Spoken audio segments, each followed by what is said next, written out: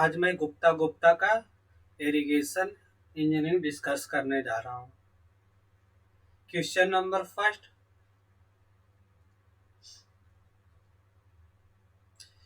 which one of the following method of apply water may be used on rolling land? मतलब rolling land में कौन सा method use करते हैं? तो रोलिंग लैंड में आप फ्री फ्लडिंग मेथड यूज करते हो। Most important question, multi time asking in question examination. Free flooding कहाँ यूज करोगे आप? रोलिंग लैंड पे, या रोलिंग ट्रेन भी दे देगा कभी कभी। इसमें क्या होता है, आपका जो रूलिंग लैंड होता है उसका सबसे कम स्लोप होता है, इसलिए वहां पर क्या होता है, अगर कोई लैंड है तो उसमें क्या होता है कि वाटर डायरेक्ट सप्लाई दे देते हैं बिना लेवी उवी बनाए।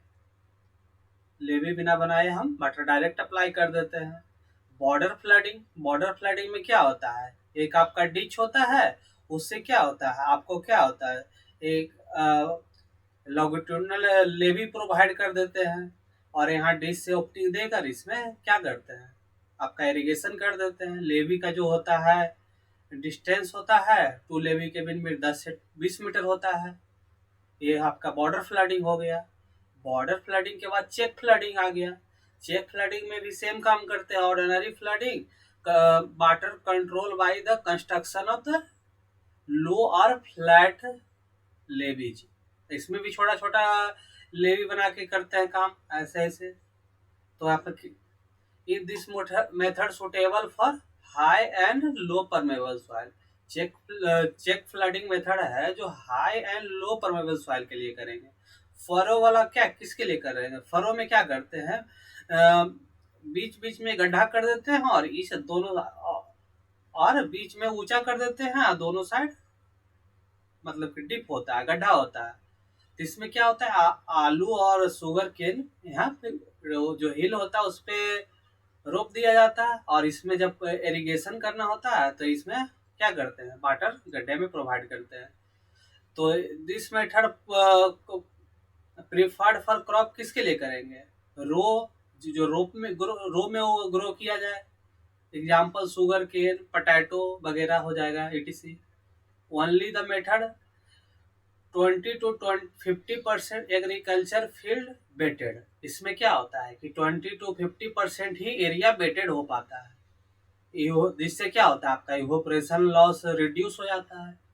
This is the better one. Next question, तो आपका नेक्स्ट क्वेश्चन क्या दिया, second number question, the electrical conductivity of the water between 250 to 750 माइक्रोमोहो पर सेंटीमीटर एट 25 डिग्री सॉइल। तो आपका क्लासिफिकेशन ऑफ सॉइल किस टाइप का आपका सॉइल हो जाएगा? आपका मीडियम सैलिनिटी वाटर हो जाएगा। This is are also given code. तो आपका जो इलेक्ट्रिकल कंडक्टिविटी है माइक्रोमोहो पर, क्या था, माइक्रोमोहो पर सेंटीमीटर। माइक्रोमोहो पर सेंटी में आपका दिया हुआ है, किस रेंज में रहेगा, तो क्या सैलिनिटी होगा सॉइल का। The type of irrigation water, आपका अगर जीरो से 250 तक रहा, 250 तक रहा, तो आपका क्या हो जाएगा, लो सैलिनिटी वाटर हो जाएगा। आपका वाटर का जो सैलिनिटी हो जाएगा लो हो जाएगा। अगर 250 से 750 तक रहा तो आपका मीडियम सैलिनिटी वाटर हो जाएगा, और आपका 750 से 2250 तक रहा तो आपका हाई सैलिनिटी वाटर हो जाएगा, और इस 2250 से अगर भी ज़्यादा रहा तो वेरी हाई हो जाएगा, ग्रेटर देन हो गया। तो इसमें ट्रिक क्या है आपको याद रखने का, ये आप देखिए, आपका क्या हो रहा है, ये जो आपका है हर हमेशा आपका क्या 3 टाइम से मल्टीप्लाई होते जा रहा है, इंटू थ्री।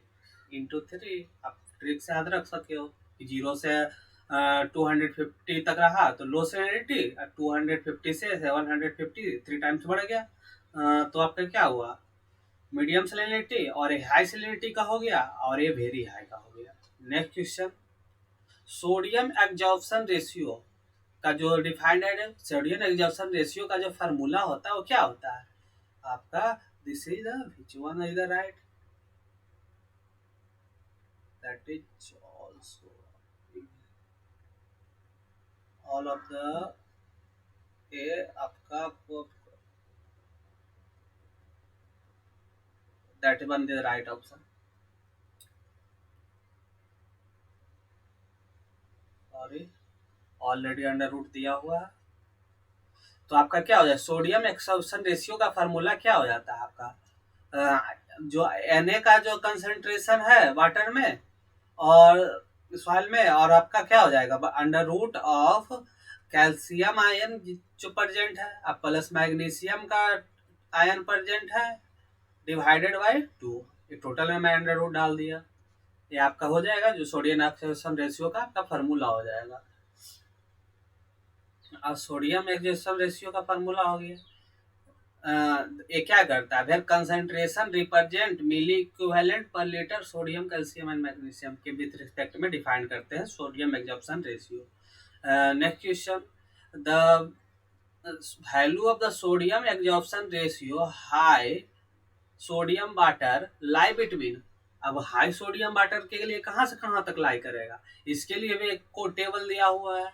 आपका 0 से 10 होता है तो आपका लो सोडियम वाटर होता है, और 10 to 18 होता है तो मीडियम होता है, और हाई किस में हो जाएगा आपका, यही पूछ रहा था। 18 to 26 हुआ तो आपका हाई सोडियम वाटर हो गया, और 26 से ज्यादा हो रहा है तो वेरी हाई हो जाएगा। आपका पूछा क्या था, high sodium water. High sodium water आपका कितना हो जाएगा, 18 to 26। Next one, optimum depth of the core watering of the rice crop. Core watering का डेप्थ कितना हो जाएगा राइस क्रॉप के लिए, आपका 119 mm या 19 सेंटीमीटर बोल सकते हो, इसको 19 सेंटीमीटर भी बोल दो तो आपका एग्जाम में कुछ भी पूछ सकता है। कोर वाटरिंग बेसिकली क्या होता है, जब आपका प्लांट है जो फ्यू सेंटीमीटर तक ग्रो करने तक, जो इनिशियल ग्रो होता है फ्यू सेंटीमीटर, तो जब तक आपका जितना वाटर रिक्वायर्ड होगा उसको क्या बोलेंगे, कोर वाटरिंग। नेक्स्ट वन,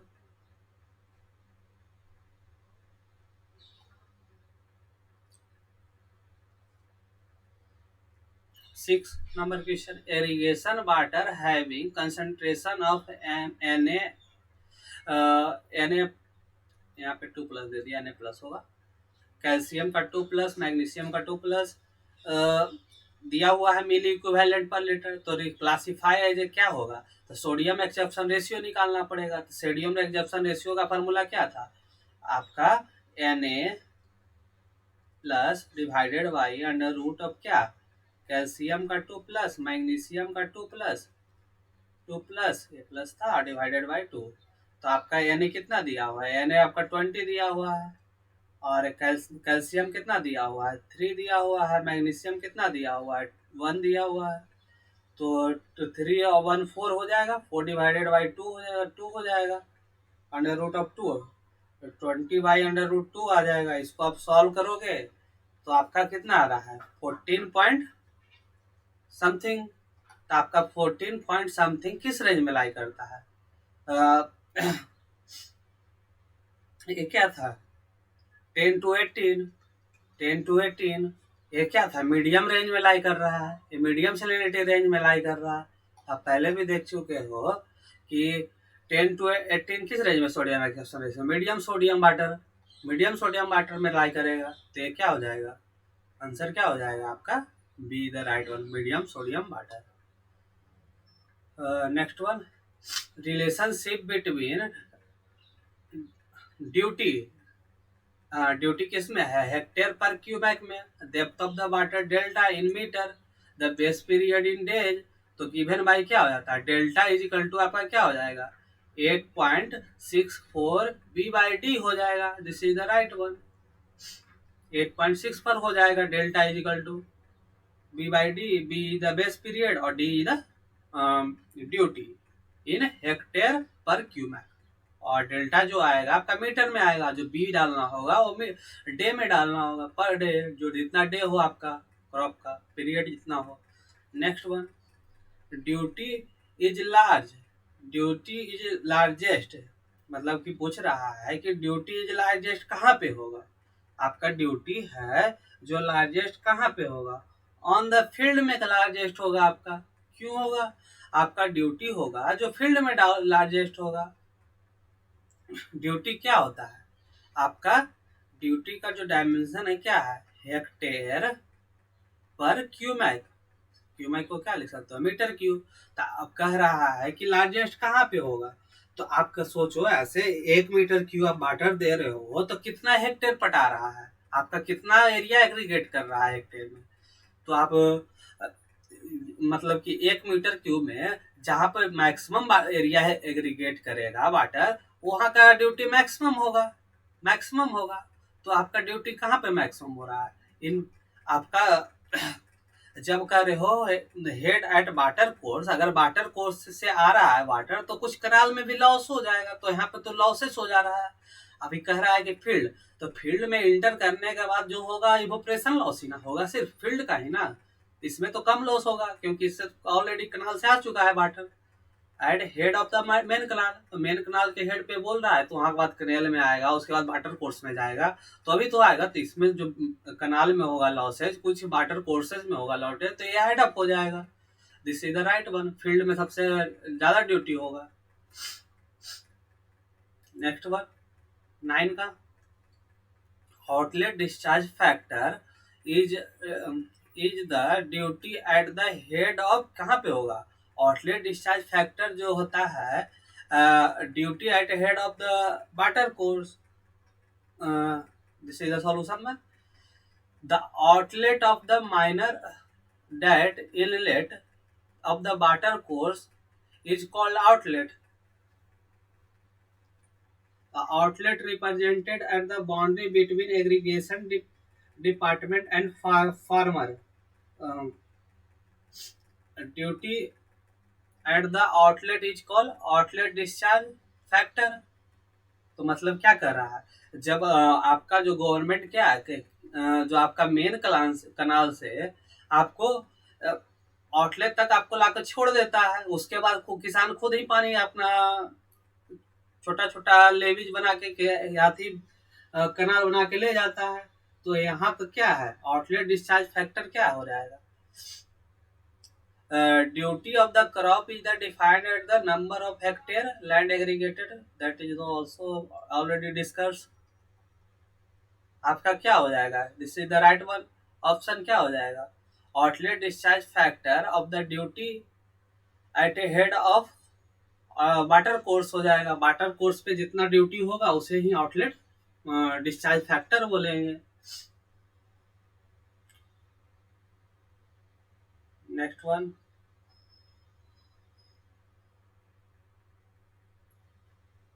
आपका एक क्वेश्चन दे दिया है, core depth of the rice is कितना दे दिया है? 119 mm and core period is इतना दिया हुआ है। तो आउटलेट फैक्टर इज क्या हो जाएगा? आउटलेट फैक्टर आपका ड्यूटी निकालना होगा हेक्टेयर पर क्यूमैक। तो आपका ड्यूटी क्या हो जाएगा? पहले ही बता चुका हूँ, आउटलेट डिस्चार्ज फैक्टर क्या होता है? द वाटर कोर्स पे जो थी होता है ड्यूटी होता है, उसे ही आउटलेट डिस्चार्ज फैक्टर बोलते हैं। तो outlet discharge factor equal to क्या हो जाएगा? तो उसी ड्यूटी ही निकाल देंगे direct at the water course. तो आपका इतना है, तो आपका क्या हो जाएगा? 8.64 इंटू कितना आपका बी। बी कितना हो जाएगा? बी हो जाएगा, तो बी आपका कितना डेज दिया हुआ है? 14 डेज। और डेल्टा भाई, डेल्टा आपका दिया हुआ है कितना? डेल्टा आपका कितना दिया हुआ है? 199 mm। तो उसको मीटर में बदलोगे तो 1000 से डिवाइड करोगे, और ये सॉल्व करके आपका आ जाएगा 637 हेक्टेयर पर क्यूमैक। आपका आ गया आंसर, जो आप सॉल्व कर लेना। मैं बता दिया कि जो आउटलेट फैक्टर होता है क्या होता है? Outlet factor which is defined as the total number of hectare of the land aggregated when 1 cubic of the discharge supply continuously through the base period of the crop, the unit its unit hectare. जो outlet factor का same unit होता है जो क्या आपका होता है? Duty का होता है। Also called duty of the outlet same one. This is also solve. The next question, for supplying the water rabi and kharif crop and sugar cane canal design the capacity is equal to the greater than water requirement of. तो आपका एक रबी season में आपका जो खेती होता है, और एक आपका क्या होता है, अगर कोई ईयर है, ईयर कोई पार्टिकुलर ईयर में एक एक सीजन होता है जो रबी का होता है, एक होता है जो खरीफ का होता है। बट आपका शुगर केन है जो थ्रू आउट ईयर होता है, टोटल मतलब पूरे ईयर वो खेत में रहेगा। तो आपका जो होगा, तो आपका क्या पूछ रहा है, डिजाइन रिक्वायरमेंट ऑफ कनाल। तो आप मैक्सिमम डिस्चार्ज के लिए करोगे आप कनाल को डिजाइन, तो मैक्सिमम डिस्चार्ज किस में आएगा, रबी में। आपको खेतों को कम पानी चाहिए, रबी में आपको फसल आपका जो होता है, क्रॉप्स होता है, उसको कम पानी चाहिए एज कम्पेयर टू खरीफ। तो आप, तो क्या हो जाएगा, आप डिजाइन किसके लिए करोगे, खरीफ प्लस क्या, शुगर केन। शुगर केन के लिए आप डिजाइन कर दोगे खरीफ प्लस शुगर केन, क्योंकि दो फैक्टर आएगा, जो खरीफ प्लस शुगर केन और खरीफ प्लस रबी प्लस शुगर केन। तो आपका जो शुगर केन तो कांस्टेंट है दोनों में, तो खरीफ में क्या है, खरीफ को ज्यादा वाटर चाहिए, तो खरीफ प्लस शुगर केन के लिए हम डिजाइन कर देंगे। या तो दिखा है रबी एंड शुगर केन, और खरीफ और sugar cane both are given. तो आपको उतना टेंशन लेने की जरूरत नहीं है, डायरेक्ट मार दो, ये ऑप्शन हो जाएगा। रबी एंड शुगर केन एंड खरीफ और शुगर केन के लिए आप डिजाइन कर लोगे। Next one, the ratio of quality of the water stored in root zone and quality of water actual delivered the field is known as। आपका क्या हो जाएगा, ये वाटर एप्लीकेशन इफिशिएंसी हो जाएगा। वाटर एप्लीकेशन इफिशिएंसी का क्या फार्मूला था, कि आपका जो जितना वाटर रूट जोन में स्टोर हो रहा है और डिवाइडेड बाई क्या हो जाएगा, आपका जितना वॉल्यूम एक्चुअली फील्ड में डिलीवर्ड हो रहा है। वाटर एप्लीकेशन इफिशिएंसी का जो फार्मूला है, water application efficiency, volume of the water getting stored in the root zone divided by volume of the actually supply to the field, या water application का formula हो गया। और एक कन्वेंस फार्मूला होता है कन्वेंस इफिशिएंसी का, volume of water supply to the field, field में आप कितना सप्लाई कर रहे हो, अब volume diverted to main canal, main canal से आपका फील्ड में कितना डाइवर्ट हो रहा है, ये आपका क्या हो जाएगा, कन्वेंस एफिशिएंसी। एफिशिएंसी कौन बेसिस पे निकाल रहा है, इसमें आपका कुछ वाटर क्या हो जा रहा है, कनाल में आपका लॉस हो जा रहा है, इवोपरेट होके क्या हो जा रहा है, लॉस हो रहा है। तो जो आप कैनाल से डाइवर्ट किए थे वाटर, वो डिवाइडेड बाई सॉरी जो आपका फील्ड में वाटर पहुंचा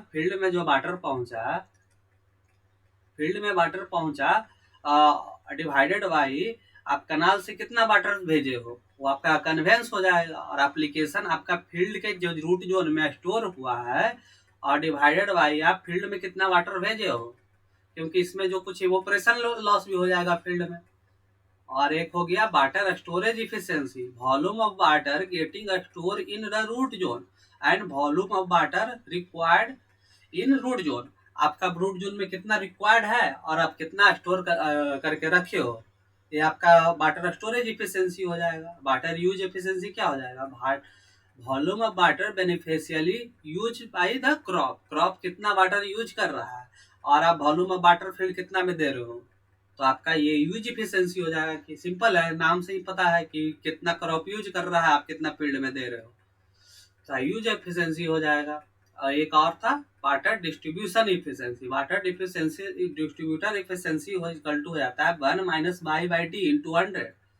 ये बाई आपका जो होता है average magnitude of diversion of in depth of water stored, मतलब कि आपका magnitude of deviation of the depth of the water should be store, और डी क्या हो जाएगा, depth of water store in root zone during the irrigation period. आप एक question देख लेना, इस पे आपका कंसेप्ट क्लियर हो जाएगा। Next one, water utilize by the plant is available in soil mainly in the form of, आपका जो वाटर प्लांट यूटिलाइज करता है वो किस फॉर्म में बेसिकली सॉइल में स्टोर होता है, कैपिलरिटी वाला। आपका जो एक बात ध्यान में रखना, सॉइल वही वाटर यूज कर सकता हो है जो आपका क्या है, सॉइल के कैपिलरिटी में वाटर जो भरा हुआ है उसी को आप यूज कर सकता है प्लांट। हाइड्रोस्कोपिक वाटर होता है जो सॉइल के सराउंडेड बहुत हाई फोर्सेस से अटैक्ट होता है। ये वाटर प्लांट नहीं एब्जॉर्ब कर सकता, ना ही जो केमिकल वाटर है सॉइल का वो भी नहीं आपको यूटिलाइज कर सकता है आपका प्लांट, सिर्फ कैपिलरिटी वाटर को ही यूटिलाइज करेगा। नेक्स्ट वन,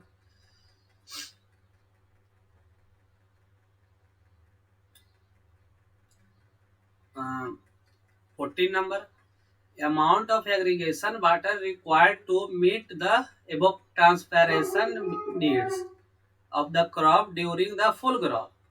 उसे क्या बोलेंगे, अगर इसका सिंपल डिफिनीशन है आपका, कंजर्वेटिव एग्रीगेशन रिक्वायरमेंट का डिफिनीशन दिया हुआ है कि आप जो जो irrigation water required to meet वो transpiration need of the crop during the full growth, वो क्या हो जाएगा, कंजप्टिव एरिगेशन रिक्वायरमेंट हो जाएगा।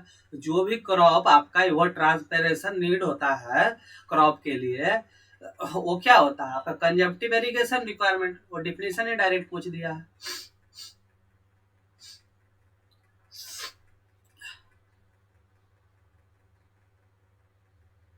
Next one, 15, with the increase in quality of water supply, the quantity of the water supply, the yield is most of the crop। देखो अब कह रहा है कि आप कंटिन्यूअसली अगर वाटर के सप्लाई को फील्ड में इंक्रीज करते जा रहे हो, क्यू को आप डिस्चार्ज को इंक्रीज करते जा रहे हो, तो फील्ड पे जो क्रॉप है उस पर क्या इफेक्ट पड़ेगा। तो आपका क्या होगा, पहले तो आपका क्या होगा, अगर आप वाटर दे ही नहीं रहो क्रॉप को तो बढ़ के बढ़िया से फसल आपको जो क्रॉप का यील्ड है जो वो अच्छा नहीं आ पाएगा। लेकिन अब जैसे जैसे वाटर को बढ़ाओगे तो आपका जो यील्ड ऑफ द क्रॉप है वो बढ़ेगा, बट एक सर्टेन लिमिट के बाद वो क्या होगा, यील्ड ऑफ द क्रॉप घटने लगेगा, क्योंकि वो ज्यादा वाटर भी देना क्रॉप के लिए अच्छा नहीं है। क्यों, तो आपका कौन सा हो जाएगा, increase up to certain limit, ये नहीं, increase up to certain limit and then decrease, ये आपका हो जाएगा। ये ऐसा कुछ ग्राफ होता है, यील्ड ऑफ द क्रॉप, ये yield of the crop and water given, ये हो जाएगा वाटर जो सप्लाई कर रहे हैं। तो आपका क्या होगा, आपका पहले तो यील्ड इंक्रीज करेगा, फिर आपका certain amount of the water के बाद आपका यील्ड है जो क्रॉप का वो डिक्रीज करने लगेगा। Next one, hydrograph is the graphical representation of the, क्या हो जाएगा, हाइड्रोग्राफ क्या होता है, डिस्चार्ज अपन टाइम का जो होता है वो ग्राफ होता है। ये आपका डिस्चार्ज क्यूब अपन टाइम, तो यहाँ क्या हो जाएगा मोस्ट अप्रोप्रिएट, तो run of versus time, run of भी होता है क्यू मैक में, डिस्चार्ज ही होता है, वर्सेस टाइम का ग्राफ हो जाएगा। Next one, infiltration rate is always, infiltration क्या होता है, जो आपका सॉइल है उससे जमीन के अंदर आपका कितना वाटर जा रहा है उसको क्या बोलेंगे, आपका इनफिल्ट्रेशन बोलेंगे। तो इनफिल्ट्रेशन इक्वल टू हो जाएगा इक्वल टू और less than infiltration capacity. Infiltration क्या हो जाएगा, इनफिल्ट्रेशन कैपेसिटी आपका मैक्सिमम कितना कैपेसिटी है सॉइल का कि वो वाटर अंदर भेज सके जमीन के अंदर, तो इनफिल्ट्रेशन कैपेसिटी है, तो इनफिल्ट्रेशन मैक्सिमम हो सकता है कैपेसिटी के बराबर, और उससे कम भी हो सकता है, क्योंकि आपका एक सर्टेन ऑफ द टाइम के बाद क्या होगा, आप जो कोई अगर सॉइल है वो सूखा हुआ है एकदम ड्राइड है, तो शुरू में आप जब वाटर अप्लाई करोगे तो आपको उसका ज्यादा इनफिल्ट्रेशन कैपेसिटी होगा, वो क्या होगा फिर धीरे धीरे टाइम के साथ क्या होगा, इनफिल्ट्रेशन कैपेसिटी शुरू में ज्यादा होगा, फिर डिक्रीज होगा, फिर सेचुरेशन लेवल पहुंच जाएगा, फिर कांस्टेंट हो जाएगा लगभग इनफिल्ट्रेशन कैपेसिटी वर्सेस टाइम, शुरू में मैक्सिमम होगा, उसके बाद धीरे धीरे डिक्रीज करते जाएगा, फिर कांस्टेंट हो जाएगा। Next one, 18 number, depth of water required being the soil moisture content of the soil up to its field capacity is called, आपका क्या हो जाएगा सॉइल मॉइस्चर डिफिशियंसी हो जाएगा। क्या क्वेश्चन कह रहा है कि depth of the water required to being soil moisture content of the given soil up to the field capacity. आपका क्वेश्चन में कह रहा है कि आपका डेप्थ मतलब कि कहाँ तक डेप्थ डिक्रीज करे, उसके बाद आपको एग्रीगेट करके उसको फील्ड कैपेसिटी तक ले जाओ, तो सॉइल मॉइस्चर डिफिशियंसी तक जाएंगे। Soil moisture deficiency define depth of the water required being the soil moisture content of given soil up to the field capacity is called क्या हो गया, सॉइल मॉइस्चर डिफिशियंसी। मतलब क्या कह रहा है कि आपका जो फील्ड कैपेसिटी से है, जो आपका जो वाटर लेवल जो गिर रहा है, वो आपका क्या हो जाएगा, soil moisture deficiency. Simple one, simple जो आपका जो ऑप्शन में है, जो इसके साथ जो नाम में ही चुका हुआ है, जो फील्ड कैपेसिटी है उससे जो वाटर डिक्रीज कर रहा है उसको क्या बोलोगे आप, soil moisture deficiency. Simple one. Next one,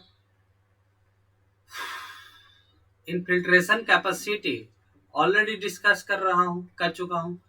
change with time already discuss कर चुका हूँ कि आपका जो इनफिल्ट्रेशन कैपेसिटी है वो टाइम के रिस्पेक्ट में पहले क्या होता है, मैक्सिमम होता है, फिर कांस्टेंट हो जाता है। और विथ द लोकेशन कैसे करेगा, अगर आपका सॉइल ऑलरेडी मतलब किसी लोकेशन पे आपका सॉइल ऑलरेडी सबमर्ज्ड है या सैचुरेटेड है, तो वहां पर इनफिल्ट्रेशन कैपेसिटी कम होगा as compare to dried soil. और टाइप ऑफ द सॉइल पे भी डिपेंड करेगा, आपका सैंडी सॉइल है तो जल्दी जल्दी इन्फिल्ट्रेट करेगा, और क्ले सॉइल है तो आपका धीरे धीरे इन्फिल्ट्रेट करेगा। This is the one, D one the right, infiltration capacity change with the time and also location. Next one the 20 number question, infiltration क्या है, इन्फिल्ट्रेशन क्या है पहले ही डिस्कस कर चुका हूँ, movement of the water through the soil. आपका जो इन्फिल्ट्रेशन क्या है, आपका ग्राउंड सरफेस है, इससे क्या होगा, जब आपका बारिश होगा चाहे आप वाटर अप्लाई करोगे तो क्या होगा, कुछ वाटर आपका जमीन के अंदर जाने लगेगा, उसे ही क्या बोलते हैं आप, इन्फिल्ट्रेशन बोलते हैं संबंध। Next one 21, intensity of rainfall more than infiltration capacity of the soil, then infiltration rate will be। आपका क्या बोल रहा है, रेनफॉल इंटेंसिटी आई है जो क्या कर रहा है, मोर देन, ग्रेटर देन आपका क्या है, इन्फिल्ट्रेशन कैपेसिटी। ऐसी इन्फिल्ट्रेशन कैपेसिटी, तो आपका जो इन्फिल्ट्रेशन रेट हो जाएगा वो क्या हो जाएगा, इन्फिल्ट्रेशन कैपेसिटी के बराबर हो जाएगा। इसमें दो कंडीशन बनता है, जब आपका इन्फिल्ट्रेशन रेनफॉल इंटेंसिटी अगर लेस देन इक्वल टू आपके किसके बराबर हो, इन्फिल्ट्रेशन कैपेसिटी का, तो आपका इन्फिल्ट्रेशन हो जाएगा, जो इन्फिल्ट्रेशन हो जाएगा जो इस बराबर किसके हो जाएगा, रेनफॉल के बराबर हो जाएगा। अगर इन्फिल्ट्रेशन कैपेसिटी से आपका कम बारिश हो रहा है तो जो जितना बारिश हो रहा है सारा जमीन के अंदर चले जाएगा। इन्फिल्ट्रेशन कैपेसिटी से आपका बारिश कम होगा तो क्या होगा, जितना वाटर है सारा अब जमीन के अंदर चल जाएगा, तो इन्फिल्ट्रेशन क्या हो जाएगा, रेनफॉल इंटेंसिटी के बराबर हो जाएगा। अगर रेनफॉल इंटेंसिटी आपका ज्यादा हो रहा है इन्फिल्ट्रेशन कैपेसिटी से, तो आपका क्या होगा, रेनफॉल इंटेंसिटी आपका ज्यादा हो रहा है इन्फिल्ट्रेशन कैपेसिटी से, तो क्या होगा, मैक्सिमम आपका इन्फिल्ट्रेशन कैपेसिटी तक ही जमीन के अंदर वाटर जा सकता है। मैक्सिमम कैपेसिटी क्या है अंदर जाने का, सॉइल के अंदर पानी जाने का मैक्सिमम कैपेसिटी इन्फिल्ट्रेशन कैपेसिटी, उससे तो जा नहीं जा सकता है। तो आपका जो इन्फिल्ट्रेशन हो जाएगा आपका क्या हो जाएगा, इस केस में इन्फिल्ट्रेशन कैपेसिटी के बराबर हो जाएगा, equal to infiltration capacity. Next one,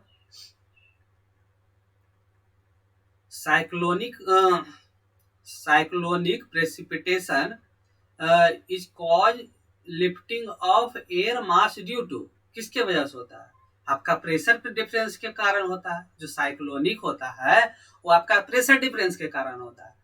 India में जो मोस्ट ऑफ द प्रेसिपिटेशन होता है वो ओलिग्राफिक प्रेसिपिटेशन होता है। इसमें क्या होता है, इसमें जो होता है बारिश और माउंटेन बैरियर के कारण होता है। और आपका एक कन्वेक्टिव प्रेसिपिटेशन होता है। कन्वेक्टिव प्रेसिपिटेशन क्या होता है, मैं तो नहीं दिया है, मैकेनिज्म ऑफ द, इसमें बेसिकली कन्वेक्टिव प्रेसिपिटेशन होता है जो टेम्परेचर डिफरेंस के कारण होता है। साइक्लोनिक प्रेसिपिटेशन होता है जो प्रेशर डिफरेंस के कारण होता है। नेक्स्ट वन, इंडिया में जो मोस्ट होता है वो ओलियोग्राफिक प्रेसिपिटेशन होता है, माउंटेन बैरियर के कारण होता है। और आपका जो पूछा है साइक्लोनिक, वो प्रेशर डिफरेंस के कारण होगा। ये is the right one. Next question, following which of the following non recording type of the run गज। इसमें जो है non recording type of run गज है जो सिम्पसन है। सिम्पसन है जो आपका नॉन रिकॉर्डिंग गज है। बाकी आपका सारा जो टिपिंग बकेट है और बेट टाइप ऑफ है, इसमें क्या हो रहा है, बेट में भी बेट होते जाएगा। फ्लोटिंग टाइप रन गज ये सब रिकॉर्डिंग है। सिम्पसन जो रेन गज है वो नॉन रिकॉर्डिंग टाइप है, बहुत बार क्वेश्चन में पूछ चुका है। नॉन रिकॉर्डिंग टाइप रन गज Simpson, recording type tipping bucket, weighing bucket, floating type, इसे फ्लोटिंग टाइप को क्या बोलते हैं, साइफोन मैकेनिज्म पे काम करता है।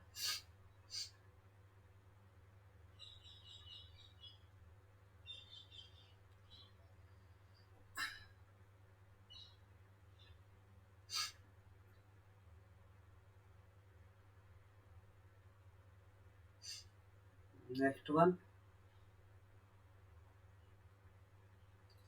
और ये नेचुरल साइफोन टाइप होता है। एक तो आप साइफोन ही टाइप पर होता है, एक नेचुरल साइफोन होता है। ये रिकॉर्डिंग टाइप होता है जो कि मोस्ट ऑफ द इनके इंडिया में यही रिकॉर्डिंग टाइप में यूज होता है। नेचुरल साइफोन टाइप जो होता है इंडिया में ये क्या होता है, रिकॉर्डिंग टाइप यूज करता है। और जो सिर्फ साइफोन टाइप लिखा हुआ रहेगा वो नॉन रिकॉर्डिंग होता है। सिर्फ देखिए साइफोन में सिर्फ साइफोन लिखा हुआ, सॉरी सिम्पसन सिम्पसन रेनगॉज होता है जो आपका क्या होता है, नॉन रिकॉर्डिंग होता है। और जो नेचुरल साइफोन होगा वो आपका रिकॉर्डिंग टाइप रेनगॉज होगा, जो कि इंडिया में मोस्ट ऑफ द यूज होता है। ये पूछा हुआ कितना बार क्वेश्चन, बहुत बार पूछा हुआ है। Next question, rain gauge should be preferred to be fixed. आप रेन गॉज कहाँ पे प्रीफर्ड करोगे फिक्स करना, नियर द बिल्डिंग। आप नियर द बिल्डिंग कर दोगे तो आपका रेनफॉल का डाटा सही आएगा, नहीं आएगा। This is the wrong. Under the tree ये भी नहीं होगा। ओपन स्पेस में प्रोवाइड करोगे। आप जब रेनफॉल जो क्या रेन गॉज आप जब प्रोवाइड करोगे वो ओपन एरिया में प्रोवाइड करोगे। जो इसका जो कंडीशन दिया हुआ है कोड में वो क्या है, rainfall must be surrounded he open area. Open area में होना चाहिए। ओपन एरिया कितना होना चाहिए, 5.5 इंटू 5.5 का ओपन एरिया होना चाहिए कम से कम, समझा। 5.5 इंटू 5.5 मीटर का आपका ओपन एरिया होना चाहिए। No object near the instrument 30 metre और twice of the height of object. अगर कोई आपका जो बिल्डिंग है उससे कम से कम या तो 2 गुना हाइट पे रखे, 2 टाइम्स ऑफ द हाइट रखेंगे। अगर height of the building h है तो आप रेन गॉज जो लगाओगे हाइट 2 टाइम्स ऑफ हाइट से उसे दूरी पे लगाओगे रेन गॉज, या तो है 30 मीटर के डिस्टेंस पे किसी भी बिल्डिंग पे लगाओगे। Next one, allowable percentage of the error in estimation of the rainfall is E and coefficient of variation is V CV, then optimum number of rain gauge। ये बहुत सारे पढ़ चुके होंगे आप। आपका optimum number of rain gauge होगा जो आपका क्या हो जाएगा, CV बाई ई का होल स्क्वायर, जो coefficient of variance divided by percentage of error का होल स्क्वायर हो जाएगा। Number of optimum number of rain gauge यानी ये हो जाएगा। और जो इंडियन स्टैंडर्ड जो आपको प्रोवाइड करता है, कहता है आपका जो total number of 10% of the rain gauge आपको क्या करना है, रिकॉर्डिंग टाइप ही प्रोवाइड करना है। जो वर्ल्ड मेट्रोलॉजिकल ऑर्गेनाइजेशन है वो कहता है कि आपको 10% of the total rain gauge should be provide recording type, ये कहता है code. Next one, following type of rain gauge use for measurement of rainfall in remote और हिली और इनएसेसेबल एरिया। इनएसेसेबल एरिया वैसे एरिया को कहते हैं कि जहाँ पे आप रेगुलर जाके आप मेजर नहीं कर सकते हो रेन गॉज में आपका कितना बारिश हुआ है, आप जहाँ पे जाना पॉसिबल नहीं हो रेगुलर, तो उसको क्या बोल देते हैं, इनएसेसेबल एरिया। तो इनएसेसेबल एरिया में आप क्या करोगे, टिपिंग बकेट टाइप लगा दोगे। टिपिंग बकेट टाइप में क्या होता है, एक ऐसे रॉड होता है और यहाँ पे आप एक बकेट बना हुआ होता है और एक यहाँ पे ऐसे बकेट बना हुआ होता है, बीच में ऐसे रोटेशन लगा हुआ होता है, उसके हिसाब से आप इसमें क्या होता है कि आप इसमें बारिश हुआ तो ये भर गया तो ये घूम के इधर आ जाएगा, इसे गिर जाएगा, फिर ये सामने आ जाएगा रोटेट करके। तो इसमें आप कंप्यूटरिंग सिस्टम से आप क्या कर लोगे, आप कैलिब्रेट कर लोगे कितना बारिश हुआ है। तो टिपिंग बकेट साहब आप कहाँ यूज करोगे, इन एसेसेबल एरिया में। नेक्स्ट वन,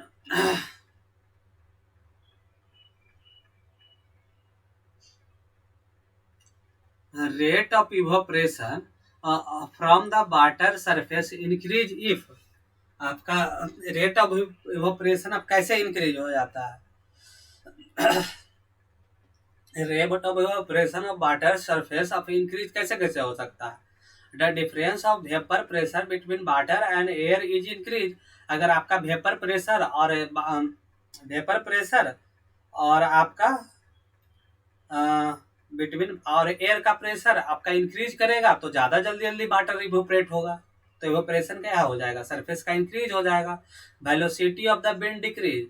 तो वेलोसिटी ऑफ द विंड है, अगर कोई आपका रिवर है वहां से वाटर इवोपरेट हो रहा है तो आपका क्या होगा, अगर आपका वेलोसिटी अगर विंड का कम है तो ये जो है यहाँ पे इवोपरेट हो रहा है वो जल्दी से यहाँ पे से नहीं हट पाएगा, तो इस कारण क्या होगा, कम इवोपरेशन होगा। This is the wrong.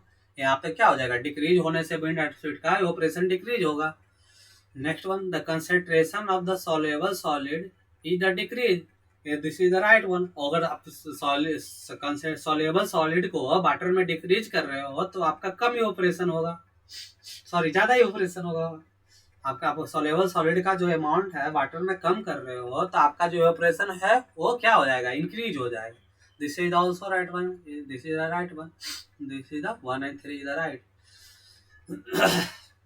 एक क्वेश्चन आपका जो क्वेश्चन है पूछता है, कहता है कि जो सी वाटर है वो 20% लेस इवोपरेशन होता है as compare to fresh water. तो क्या हुआ इस केस में, कहना क्या हुआ कि आपका जो सी वाटर है उसमें बहुत सारे डिजॉल्व सॉलिड होते हैं, साल्ट होते हैं, मिनरल्स होते हैं as compare to fresh water. तो क्या हो रहा है, 20% कम हो रहा है इसमें, किसमें, सी वाटर का इवोपरेशन 20% कम हो रहा है एज कंपेयर टू किसके, फ्रेश वाटर के कंपेरिजन में। बट जो ओवरऑल जो इवोपरेशन होगा वो सी का ज्यादा होगा क्योंकि वो ज्यादा अमाउंट में फैला हुआ है। ओवरऑल इवोपरेशन किसका ज्यादा होगा, सी वाटर का। ये सब डायरेक्टली पूछे हुए क्वेश्चन है आपके एग्जाम में। Next one is the 28 number, 70% of index of the वेटनेस। मतलब क्या हुआ, रेन डिफिशियंसी अब तो 30% हो रहा है, index of the wetness is equal to हो जाता है आपका 100 माइनस क्या हो जाएगा, रेन इन डिफिशियंसी हो जाएगा, 100 माइनस रेन ऑफ डिफिशियंसी। ये क्या हो जाता है, index of wetness is equal to हो जाता है 100 minus rainfall in deficiency हो जाएगा। तो आप कर लो, rainfall index of the wetness आपका 70 दिया हुआ है तो रेनफॉल क्या हो जाएगा, डिफिशियंसी क्या हो जाएगा, 100 माइनस रेनफॉल वेटनेस हो जाएगा तो आपका 30% डिफिशियंसी आ जाएगा।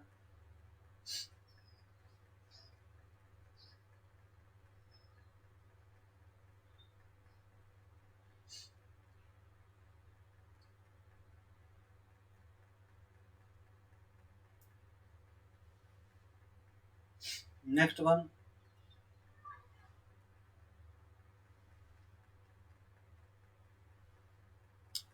under the same condition which one of the following shape of the water surface will be highest rate of the evaporation। आपका पूछ रहा है कि कौन सा कंडीशन में आपका सरफेस का वाटर सरफेस का कौन सा ऐसा कंडीशन होगा, शेप होगा जिसमें हाईएस्ट रेट ऑफ इवेपोरेशन होगा।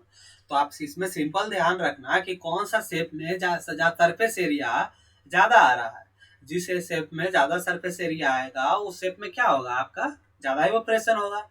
सेम, तो फ्लैट सरफेस है फ्लैट सरफेस से कोई ऑप्शन दिया हुआ है, और आपका क्या क्या दिया हुआ है, कॉन्वेक्स सरफेस है, कॉन्वेक्स सरफेस ऐसा हो जाएगा, कॉनकेव सरफेस ऐसा हो जाएगा, इंडिपेंडेंट ऑफ द शेप दिया हुआ है।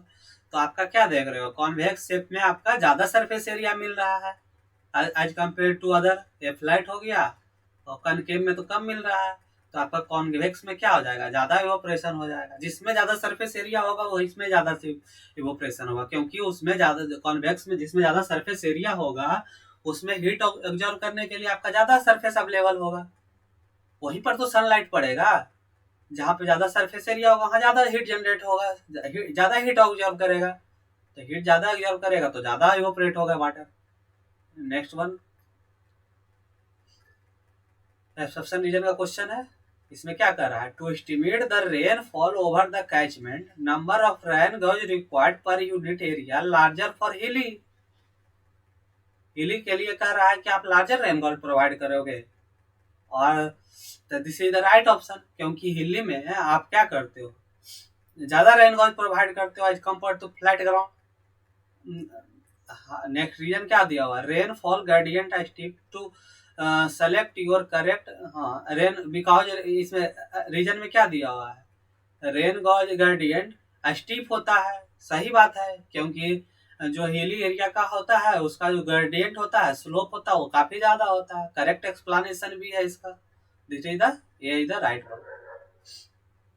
नेक्स्ट क्वेश्चन, इसमें क्या होता है, देखो एक है कि आपका देखिए जब आपका जो फ्लैट एरिया होगा, रोलिंग एरिया होगा, तो वहां पे क्या करोगे, 520 किलोमीटर में आप एक रेन गेज प्रोवाइड करोगे, वन रेन गेज भी covered in 520 kilometre square area for plain area.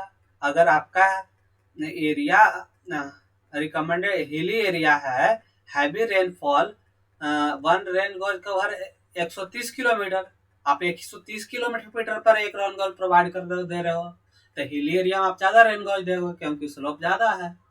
Next one, 31 number, surface when the surface of the transpiration is submerged under the water then potential evapotranspiration क्या हो जाएगा आपका, much more than evapotranspiration हो जाएगा।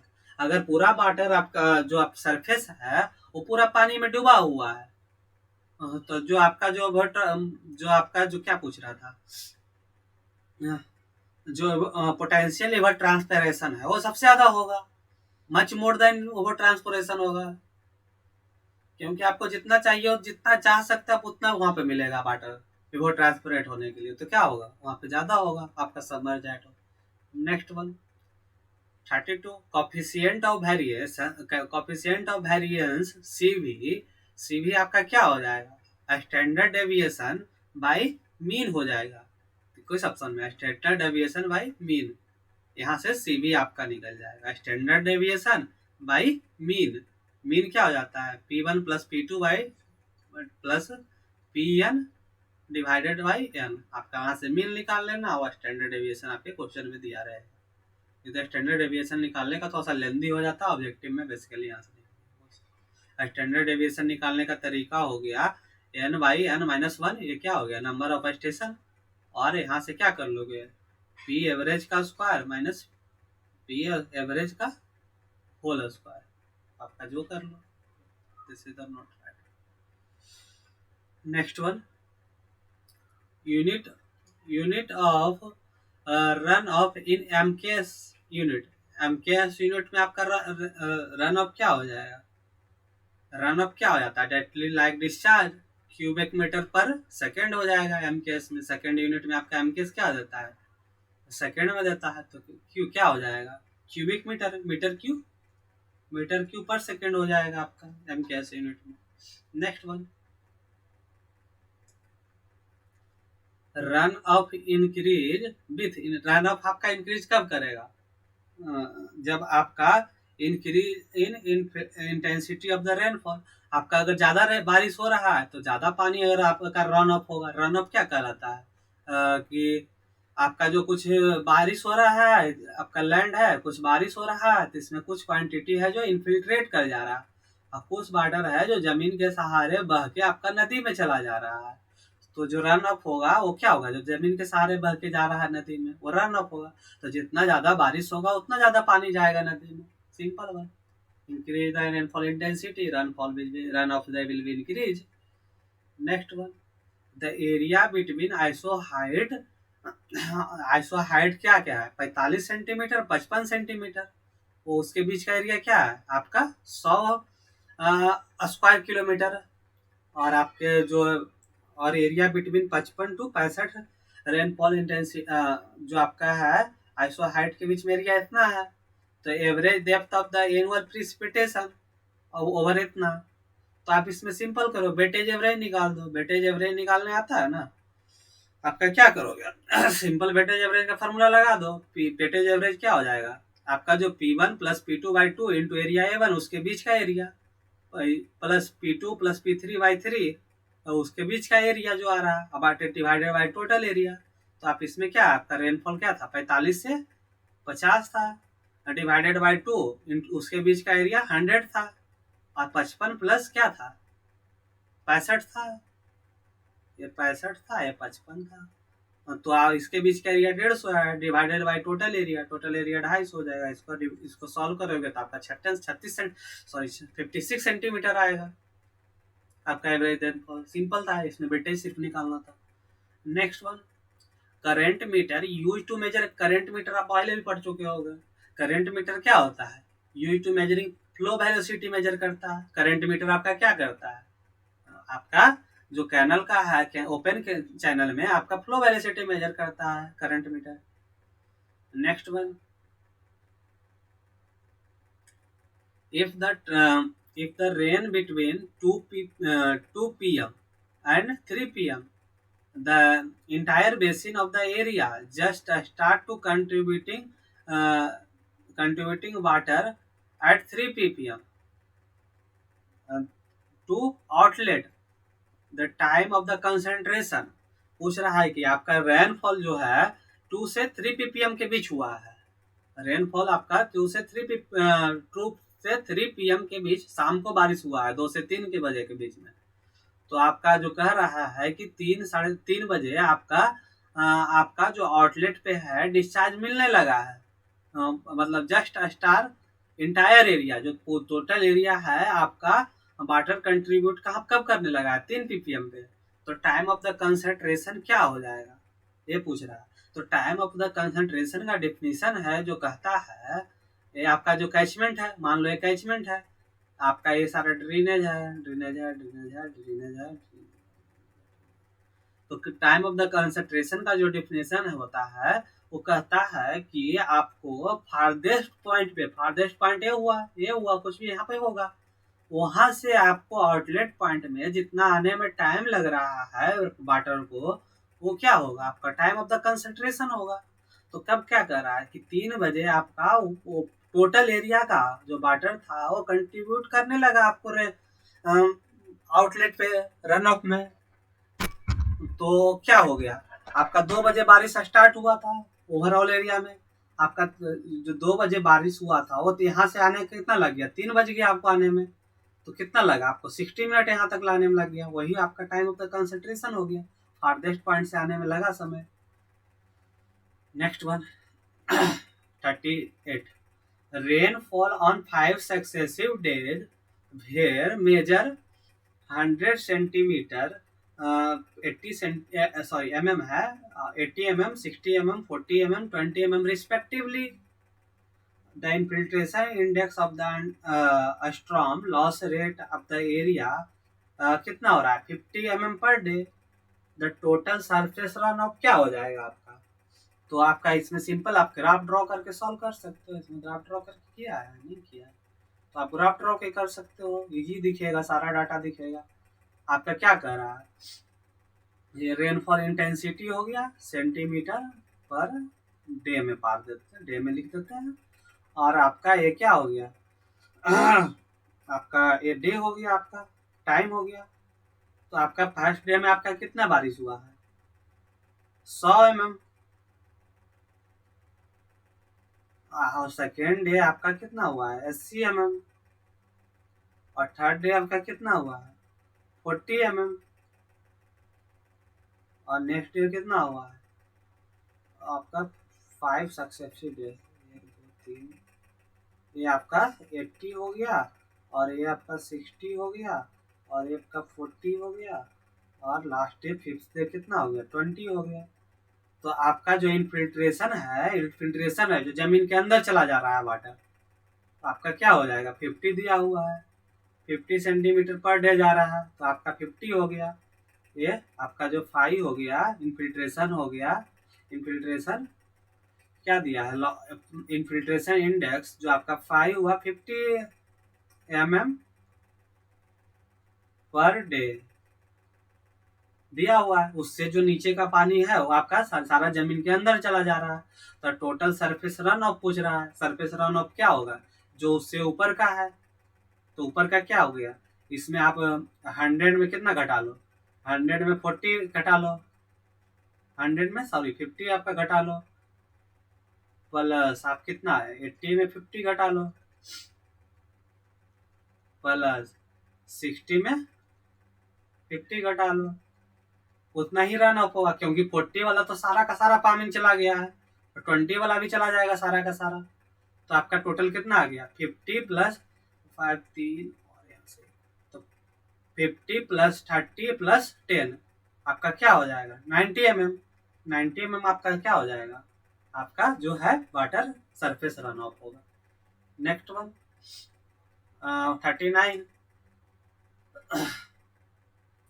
the normal annual precipitation at a station x a b c, normal आपका दिया हुआ precipitation सारा स्टेशन का, चारों स्टेशन का, if the precipitation of the 3 station A B C का आपका दिया हुआ है respectively, then precipitation of X station का निकालने बोल रहा है। तो आप इसमें एक्स स्टेशन का आपको निकालना है, तो इसमें 2 मेथड होता है बेसिकली। तो आप इसमें जो फार्मूला होता है आपका जो फार्मूला होता है precipitation at X station is equal, यहाँ पे से एन हटा दो तो देखने में आपका फार्मूला इजी हो जाएगा। यहाँ पे आप डाल दो एन एक्स, हाँ तो देखो यहाँ पे क्या हो जाएगा P X precipitation at X station divided by normal precipitation of X station is equal to 1/n। आप ये कितने डाटा को अंदर में कंज्यूम कर रहे हो 1 से लेके n तक है, तो 1/n इंटू क्या हो जाएगा P1/n1 plus P2/n2 plus P3/n3 dot dot dot plus P1/Pm/nm। तो यहाँ से आप जब सॉल्व करोगे px का आपका जो सॉल्व निकालना था और nx भी दिया हुआ है, और आपका ये इस क्वेश्चन में m इक्वल टू कितना हो जाएगा 3 हो जाएगा, क्योंकि अंदर का जो डाटा 3 ही है।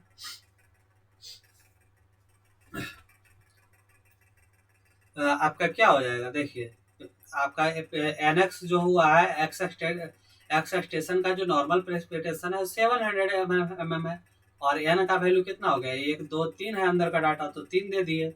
और आप यहाँ पर P1/n1 ये P2 का हो गया, सॉरी पीबी स्टेशन है, और ये N1 NB है, और ये पीसी है, और ये NC है। आप इसको जब सॉल्व करोगे तो 70 mm आएगा नॉर्मल प्रेसिपिटेशन। इसको क्या बोलता है, इस मेथड को नॉर्मल रेशियो मेथड बोलता है। और 2 मेथड लगाना होता है, एक एवरेज मेथड होता है, एक नॉर्मल रेशियो मेथड होता है। एवरेज मेथड में आपको क्या करना होता है पी एवरेज निकालना होता है, सिंपल एवरेज इक्वल टू हो जाता है P1 plus P2 plus P3 dot dot plus Pn divided by n। Average method हो गया। जब अब हम कब ये मेथड लगाएंगे और कब ये नॉर्मल रेशियो वाला मेथड लगाएंगे, तो आपका जो ये है जो नॉर्मल प्रेसिपिटेशन का जो डाटा होगा वो आपका उसका जो वेरिएशन है वो आपका कितना ज़्यादा नहीं होना चाहिए 10% से ज़्यादा नहीं होना चाहिए फॉर कि इस मेथड लगाने के लिए, एवरेज मेथड लगाने के लिए। अगर आपका वेरिएशन ज़्यादा, अगर नॉर्मल प्रेसिपिटेशन का 10% से ज़्यादा आ रहा है तो आप नॉर्मल रेशियो मेथड लगाओगे। यहाँ पे इस केस में कितना आ रहा है 42%, 10% से ज़्यादा है तो आप नॉर्मल रेशियो मेथड निकाल लगा के सॉल्व कर लोगे। Next one 40 number, the best duration of a storm for unit hydrograph. आपका बेस्ट ड्यूरेशन क्या होगा? 1/4 of the basin life time. ये आप रट्टे मार लो। हम्म, क्या कह रहा है? Best duration of a storm for unit hydrograph. Best duration क्या है स्टॉर्म ऑफ यूनिट हाइड्रोग्राफ के लिए? 1/4 ऑफ द बेसिन लाइफ के लिए बराबर होता है। Next one, 41 number, unit hydrograph due to storm mainly obtain divided by the ordinate of the direct run off hydrograph. आपका कह रहा है कि यूनिट हाइड्रोग्राफ आप कैसे ले सकते हो, कैसे बना सकते हो? अगर आपका DRH दिया हुआ है, डायरेक्ट रन ऑफ हाइड्रोग्राफ आपका दिया हुआ है, DRH दिया हुआ है, तो इसका ऑर्डिनेट कुछ होगा। तो DRH होगा जो आपका इफेक्टिव रेनफॉल की वजह से होगा। इफेक्टिव रेनफॉल, इफेक्टिव रेनफॉल, आपका कुछ इफेक्टिव रेनफॉल डेप्थ हुआ होगा, उसकी वजह से जो DRH आया होगा। तो आप DRH में के ऑर्डिनेट में आप इफेक्टिव रेनफॉल डेप्थ से आप डिवाइड कर दोगे, तो आपका इस जो ऑर्डिनेट था उसको H इफेक्टिव से डिवाइड कर दोगे, तो आपका आएगा जो हाइड्रोग्राफ वो यूनिट हाइड्रोग्राफ आएगा। सिंपल है। अब अगर आपका 10 सेंटीमीटर बारिश के लिए आपका हाइड्रोग्राफ आपका ड्रॉ किया हुआ है, तो आपको 1 सेंटीमीटर के लिए निकालना है, तो उसको क्या करोगे? आप 10 से डिवाइड कर दोगे। वही बात काम लिखा है थ्योरी के टर्म में। आपको क्या करना होगा इसमें? आपका कोई भी option period of the storm से डिवाइड करोगे, बिल्कुल गलत। टोटल रेनफॉल से डिवाइड करो, नहीं, हम इफेक्टिव से करेंगे। DRH होता है जो इफेक्टिव रेनफॉल का है, होता है रन ऑफ का हाइड्रो, अगर आप होता है नॉन ऑफ दी राइट हो जाएगा। Coordinate of the direct run off hydrograph divided by direct run of 3 centimetre. Direct run of क्या हुआ है? H effective. Next one, 42 number, unit hydrograph of a specified duration can be used to evaluate the hydrograph of a storm of। क्या कहता है? Unit hydrograph specified duration used to evaluate the hydrograph of a storm for any duration। आपका any duration के लिए हो, unit hydrograph क्या हो? 1 centimetre of the बारिश किसी भी ड्यूरेशन में, उसके लिए डिफाइंड है यूनिट हाइड्रोग्राफ।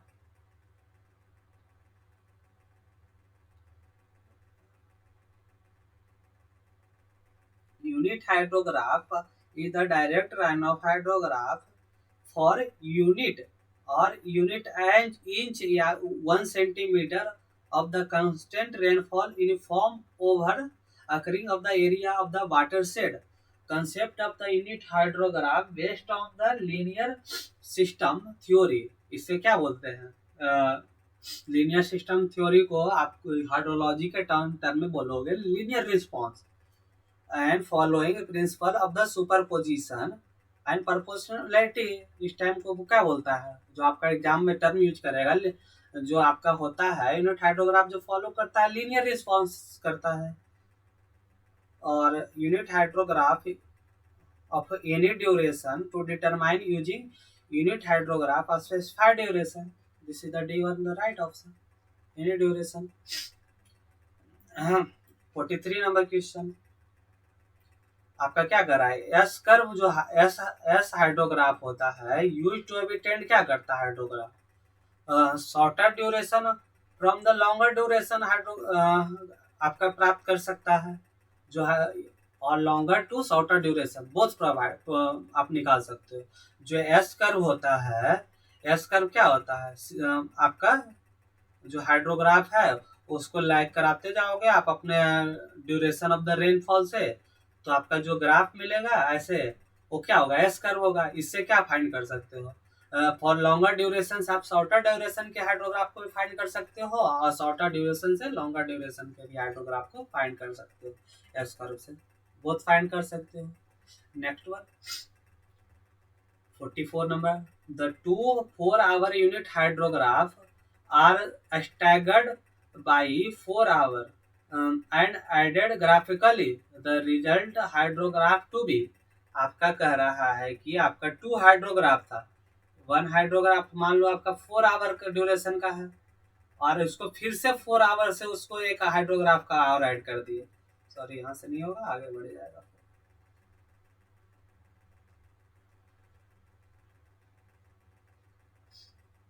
ये क्या था, पहला हाइड्रोग्राफ क्या था, 4 आवर, आपका 4 आवर यूनिट हाइड्रोग्राफ है, और क्या कह रहा है कि एक 4 आवर और यूनिट हाइड्रोग्राफ को ऐड कर दिए।